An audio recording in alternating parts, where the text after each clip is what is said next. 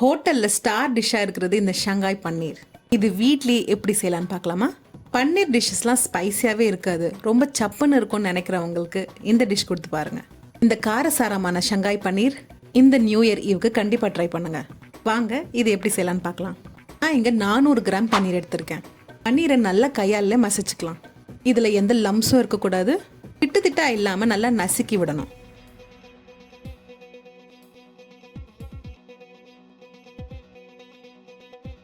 பன்னீர் நல்லா ஸ்மூத்தாக நசுக்கிட்ட அப்புறம் இதில் கொஞ்சம் கொத்தமல்லி இதழ்களை ஆட் பண்ணிக்கலாம்.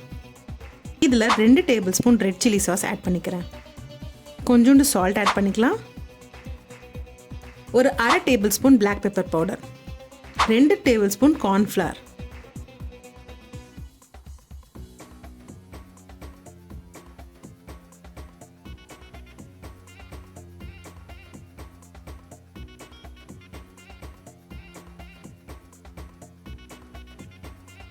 ஒரு அரை tablespoon red chilli flakes.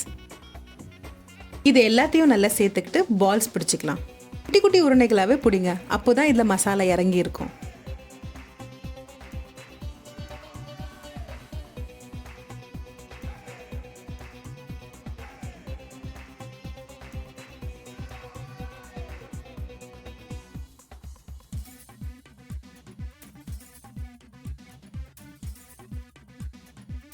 ஒரு பிளேட்டில் கொஞ்சம் கார்ன்ஃப்ளவர் எடுத்துக்கிட்டு இந்த உருண்டைகளை கொஞ்சம் கார்ன்ஃப்ளவரில் நம்ம கோட் பண்ணிக்கலாம். இந்த உருண்டைகள் இந்த மாதிரி கோட் பண்ணும்போது ஃப்ரை பண்ணும்போது உடையாது.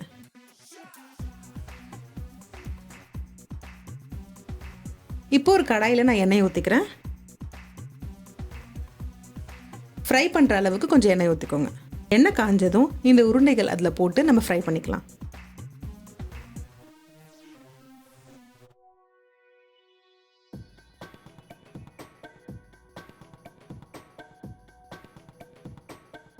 எல்லா பக்கமும் நல்லா ஃப்ரை ஆகிட்ட அப்புறம் இதை எடுத்துக்கலாம்.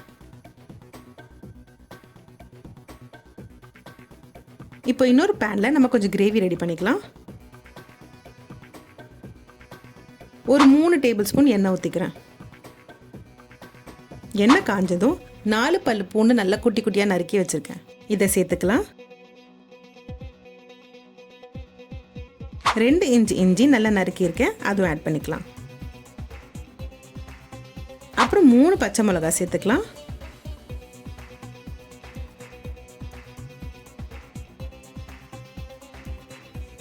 ஒரு பெரிய வெங்காயத்தை நல்லா பெருசு பெருசாக சாப் பண்ணியிருக்கேன். சின்னதாக நறுக்காதீங்க, பெரிய பீசஸாகவே வைங்க. இதுவும் இதில் சேர்த்துக்கலாம். ஒரு 1 நிமிஷம் இது நல்லா கலரி விட்டுருங்க.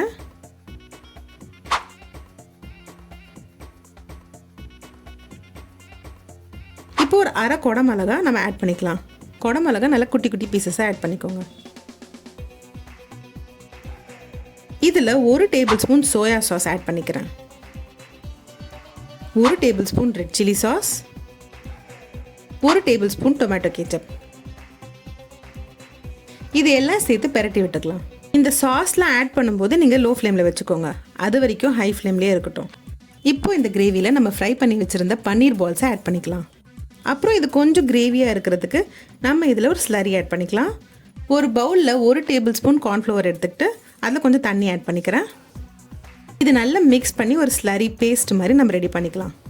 இது இந்த மசாலாவில் ஆட் பண்ணிக்கலாம். உங்களுக்கு இந்த டிஷ் எவ்வளோ கிரேவியாக வேணுமோ அவ்வளோ நீங்கள் தண்ணி ஆட் பண்ணிக்கலாம். நான் இப்போ கொஞ்சம் தண்ணி சேர்த்துக்கிறேன். இது ஒரு வாட்டி பெரட்டி விட்டுட்டு நம்ம ஸ்டவ் ஆஃப் பண்ணிக்கலாம்.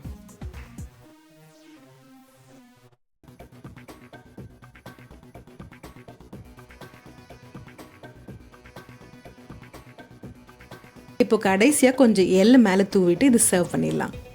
செம்மையான ஷாங்காய் பன்னீர் ரெடி ஆயிடுச்சு. செம்ம ஸ்பைஸியாக இருக்கும்.